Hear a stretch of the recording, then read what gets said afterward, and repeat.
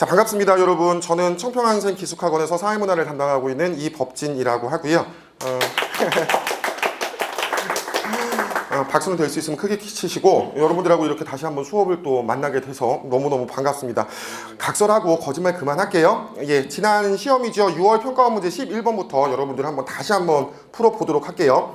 11번 문제 보시면 다음 자료의 A, B에 대한 옳은 설명만을 보기 위해서 고른 것은 단 A하고 B는 각각 하위 문화하고 반문화 중 하나이다 라고 되어 있는데, 자, 문화 같은 경우에는 일단 전체 문화가 있죠. 전체 문화가 있고, 그리고 하위 문화라고 하는 것이 있는데, 마지막으로 반문화라고 하는 것도 있고, 자, 이거를 구분하는 문제가 가끔 가다가 시험 문제에 나오는데, 여기서 여러분들이 몇 가지를 갖다가 좀 오해할 수 있는 것들이 있어요. 일단 전체 문화라고 하는 건 뭐냐 하면 구성원 모두가 쓰는 문화. 그러니까 한 나라가 있으면 나라가 될 수도 있고, 그러니까 문화권을 한정할 거예요. 어떤 곳이라고 될 수도 있고, 거기 구성원 모두가 쓰는 것을 갖다가 무엇? 전체 문화라고 얘기하고, 그 중에 여기는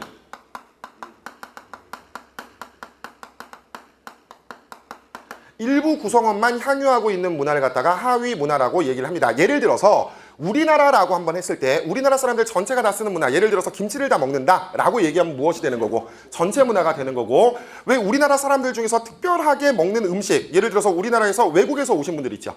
뭐 그 사람들이 뭐 인도에서 오신 분들이 인도 문화를 먹는다, 인도 문화를 먹어? 인도 음식을 먹는다 라고 얘기하면 그건 무엇? 하위 문화가 됩니다. 근데 이 하위 문화 중에서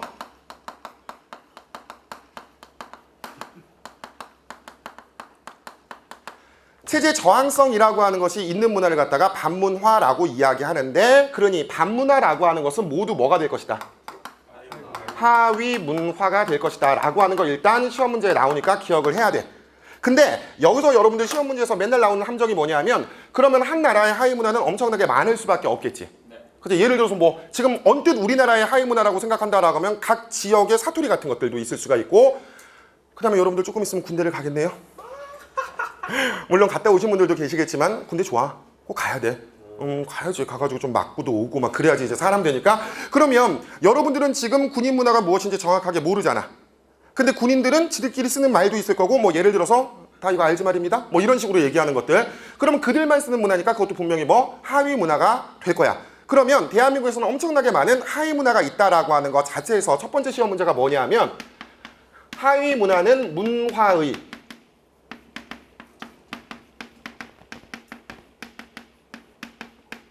다양성을 높여줄 것이다 라고 하는 거. 왜냐하면 문화라고 하는 것은 획일적이다 라고 하면 무조건 안 좋은 거거든. 모든 사람의 생각을 갖다가 하나로 통합하겠다 라고 하는 얘기인 거잖아. 그러니까 이거는 되게 전체주의적인 생각이라고. 그래서 하위 문화라고 하는 것은 문화의 다양성을 높이는데 기여하니까 괜찮다라고 하는 거. 여기는 당연히 뭐 반문화도 마찬가지고, 그 다음에 두 번째, 여기 요즘에 시험 문제 제일 많이 나오는 건데, 다양한 하위 문화들, 하위 문화를 다 더하면 이것이 전체 문화이다. 당연히 아니겠지. 그치? 왜냐하면 전체 문화라고 하는 것은 사회 구성원 모두가 쓰는 문화이고, 하위 문화라고 하는 것은 일부가 쓰는 거잖아. 그럼 일부가 쓰는 거를 다 더한다고 해서 모든 사람이 쓰게 되는 것은 아니라는 거지. 그래서 하위 문화의 총합은 전체 문화이다 라고 하는 거, 이거 나오면 무조건 오답이다 라고 하는 거 여러분들이 기억을 하셔야 되고, 그 다음 세 번째, 하위 문화하고 반문화라고 하는 거, 그리고 전체 문화라고 하는 것이 고정불변의 것은 아니라는 거. 그러니까 1960년대의 문화, 뭐 전체 문화였던 게 지금도 꼭 전체 문화가 되리라는 것은 없다는 얘기죠. 그러니까 하위 문화였다고 영원히 하위 문화가 아니라, 하위 문화도 때에 따라서 뭐가 될 수 있다? 전체 문화가 될 수도 있다. 그 다음에 반문화라고 하는 것은 반문화의 성격이 빠지는 거야. 즉 저항성이 없어지고 그냥 하위 문화가 될 수도 있어. 그러니까 여기 있는 전체라든가 하위라든가 반문화라고 하는 것은 변동이 가능하다라고 하는 거. 어차피 시험 문제는 여기 있는 것 중에서 나올 테니, 만약에 여기서 안 나오면 뭐 그게 운명이라고 생각하시고, 여기 있는 것들이 가장 많이 나올 거니까 이거는 필수적으로 여러분들께서 기억을 좀 해 두셔야 된다라고 하는 겁니다. 자, 그럼 문제 한번 보죠.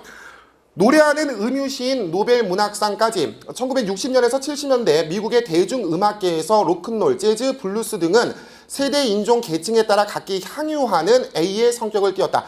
세대에 따라서 다르고, 인종에 따라서 다르고, 계층에 따라서 다르다라고 하는 거잖아. 그러니까 구성원 모두가 쓰는 것이 아니기 때문에 A는 뭐가 되는 거? 하위 문화가 되는 것이고, 이때 포크 기타를 들고 등장한 밥 딜런은 반전 및 인권 운동에 앞장서며 당시 사회 체제에, 여기가 핵심이네, 저항하는 음악을 만들었고, 체제에 저항하는 음악을 만들었고, 따라서 체제에 저항하다 보니까 B의 성격을 보였다. B는 당연히 하위 문화 중 반문화가 되겠고, 특히 사회 비판적 메시지를 시적으로 표현한 그의 노랫말은 문학적 가치를 인정받았으며 마침내 그는 노벨 문학상 수상자로 선정되는 영예를 얻었다. 가끔가다 이제 사회문화에서는 뭐 시사까지는 아니지만 우리 주변에서 일어났던 조금 특이한 일들, 이런 거를 문항으로 만드는 경우가 되게 많은데 11번이 거기에 대표적인 문항이 아닐까라는 생각이고, 근데 이런 문제가 나왔을 때 이렇게 찐따같이 생각하면 안 돼. 나는 밥 딜런을 모른다. 뭐 알아야지 푼다? 아, 몰라도 돼. 여기서 중요한 건 뭐니까? 하위문화하고 반문화를 구분할 수 있으면 되니까. 자, 보기 한번 보죠. 기억에 주류문화, 주류문화가 뭐 얘기하는 거야? 전체 문화 얘기하는 거거든. 주류문화, 전체 문화. 주류문화는 모든 하위문화의 총합으로 구성된다. 나오는 거 나오지? 하위문화의 총합이 아니다야. 아니다. 그 다음에 특정 지역 주민이 공유하는 사투리는 모든 사람이 쓰는 것이 아니라 그 지역 사람들만 쓰는 거니까 하위 문화에 해당하는 거. 그리고 사투리가 반문화는 아니잖아. 네. 특정 지역의 언어를 쓴다라고 해가지고 체제 저항적인 것은 아니니까. 그 다음에 디귿. A는 B와 달리 전체 문화의 다양성을 제공한다. 다양성 나오지? 문화에서는 다양성이 매우 중요한데 이 다양성이라고 하는 것은 반문화를 포함한 모든 하위 문화. 모든 하위 문화는 문화의 다양성을 높여준다라고 하는 거. 예를 들어서 니들이 많이 쓰고 있는 요즘에 힙합 같은 것들, 그것도 맨 처음 출발점은 뭐였어? 반문화. 흑인들한테 힙합이라고 하는 것은 백인 주류 사회에 대한 도전이었거든.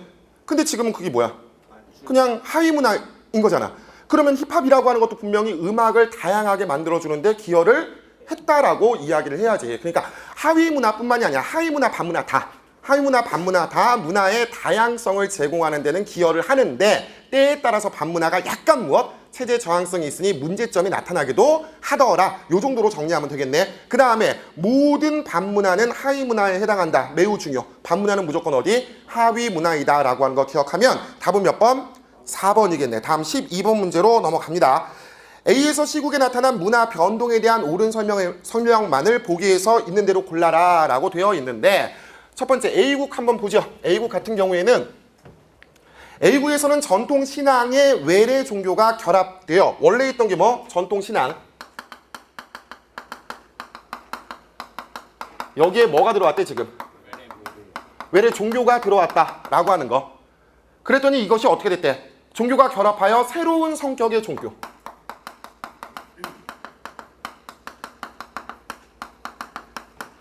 원래 고유한 문화 그리고 외래 문화에서 전혀 새로운 게 나타났다라고 했으니 여기서 나타난 건 뭐? 문화, 융합.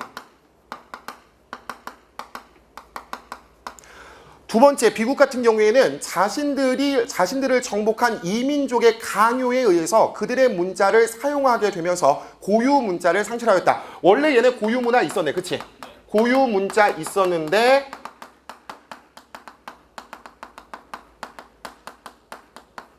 정복한 국가의 문자가 들어왔어. 그래서 뭐가 없어져? 얘가 없어지고 문자가 이쪽으로 바뀌었네. 그러니까 이건 뭐 한 거야? 문화? 동화한 거지. 그리고 자발성과 강제성이라고 하는 걸로 나눈다라고 한다면 얘는 지금 뭐 했으니까? 정복했지. 정복해가지고 그 문화를 강요한 거네. 그러니까 얘는 뭐? 강제적 문화적별.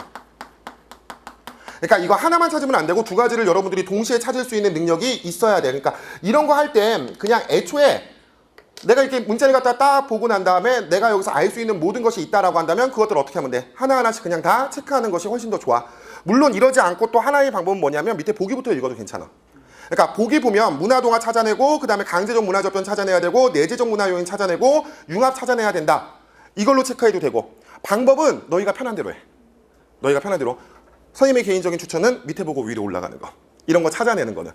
왜냐하면 밑에 보기 딱 보거나 아니면 선지 보면은 뭐 있는지 없는지 확인만 하면 되는 거잖아. 그러니까는 될 수 있으면 이런 문제가 나왔을 때는 밑에 빠르게 보고 난 다음에 체크해. 동화 찾자, 융합 찾자, 강제 찾자. 그리고 위에서 하나하나 찾아내면 훨씬 더 좋으니까. 그 다음에 마지막 시국. 나무를 이용해 이전에 없던 핵심이네. 이전에 존재하지 않았던 활을 만들었어. 그러니까 일단 뭐가 나와? 발명이 나오고, 그 다음 활을 사용하였고 활의 원리를 이용했지. 활의 원리 아이디어를 이용해서 현악기를 만들었다라고 했으니까 1차 발명과 2차 발명이 동시에 나타나 있다라고 하는 거 확인할 수 있어. 그러니까 세 가지 확인할 수 있고, 자 그러면 기억. A국에서는 문화 동화가 나타난 것이 아니라 무엇? 문화 융합이 나타났다라고 고쳐야 되겠네. 그 다음에 B국에서는 강제적 문화 접변이 나타났다. 정복에 의한 거니까 강제라고 이야기할 수 있겠고, C국에서는 내재적 요인에 의한 문화 변동. 내재적 요인이라고 하는 게 두 가지죠. 무엇하고 무엇? 발명과 발견. 그지? 외재라고 하면 전파 얘기하는 거. 참고적으로 전파에는 세 가지가 있네.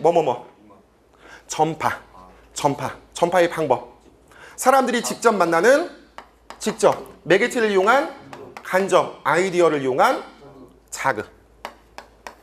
이것까지 해야지. 이게 외재, 그 다음에 발명과 발견이 내재적이다라고 하는 거 기억하면 될 것 같고, 자 그러니까 답은 쉽게 나올 수 있죠. 몇 번? 아니 내가 다 풀어주고 난 다음에 답을 갖다가 얘기 안 하면 뭐 하겠다는 거야 지금? 싸우겠다는 건가? 자, 그 다음에 답은 니은 안 해도 되지? 니은하고 이거 3번이겠고 13번 문제 넘어갑시다. 13번 문제 참 힘들게 사는 두 분이 나왔는데, 이거는 13번 문제는 솔직하게 얘기해서 이게 어떠한 특별한 지식이 필요한 건 아니고 그냥 단순히 보고 난 다음에 첫 번째 가에서 얘기하는 건 뭐야? 똑같은 건데 어린애는 뭐라고 얘기하고? 어린애가 쉽다라고 얘기하는 거지. 그리고 71세가 어린애인가?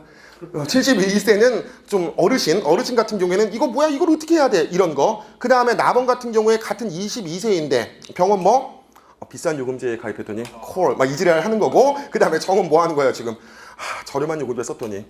그러니까 이거 두 개 같은 경우에는 정보 접근에 있어서 나이에 따라서 또는 세대에 따라서 차이가 날 수도 있고, 그 다음에 무엇에 따라서?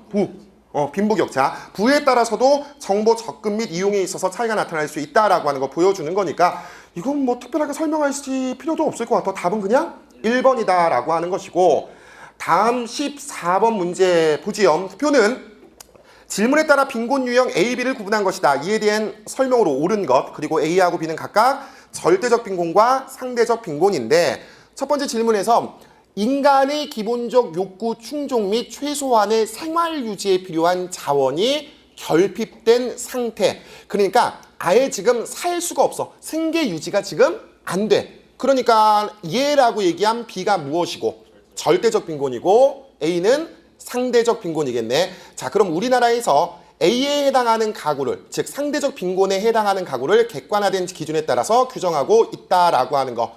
이거는 무조건 맞는 얘기지. 우리나라 같은 경우에는 상대적 빈곤 중위소득의 50%라고 하는 기준으로 하는 거니까. 그러니까 여기서 이제 중요한 것은 무엇이냐면 상대적 빈곤이나 절대적 빈곤이나 딱 보고 난 다음에 가난하게 생겼으니 절대적, 좀 덜 가난하게 생겼으니 상대적, 이런 개념이 아니잖아.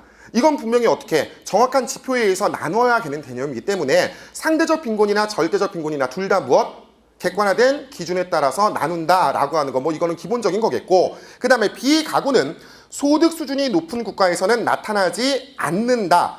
아니 이 상대적 가구라든가 절대적이라든가 이거는 어느 나라든지 그 기준 미만에 있는 아이들은 다 불려지는 개념이기 때문에 빈부격차하고는 상관없어. 나라가 돈이 많거나 돈이 적거나 이거하고는 상관이 없다고.